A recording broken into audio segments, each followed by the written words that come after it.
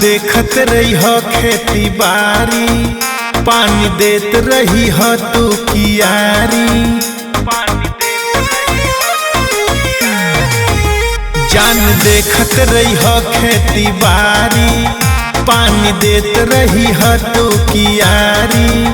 हम तो जाता नहीं कमाए पुनवा हो, पुनवा हो। चटनी खाए के मन बड़ करे, जान घर बुक जई हो राजा लह सुनावा हो। चटनी खाए के मन बड़ करे, जान घर बुक जई हो राजा लह सुनावा हो।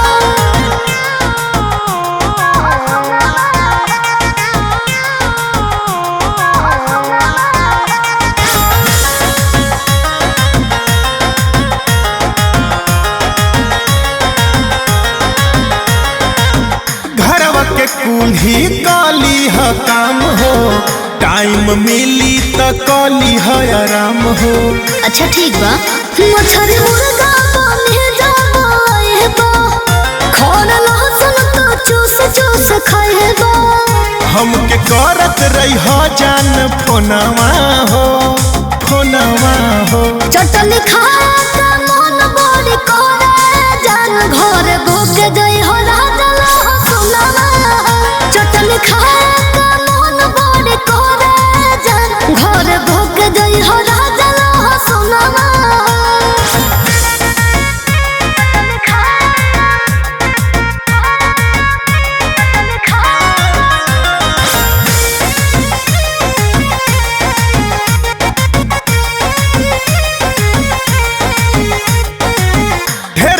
तोहरा होखे परेशानी, जल्दी आइब ये हमार रानी। अरे वाह राजा जी, नई हर में नई कइले राजा, मौत दूर लगा गया ना जा।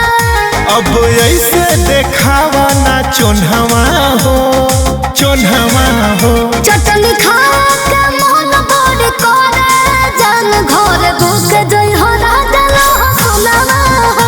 चटनी खाए के मन बड़ करे, जान घर बुक जई हो राजा लह सुनावा हो।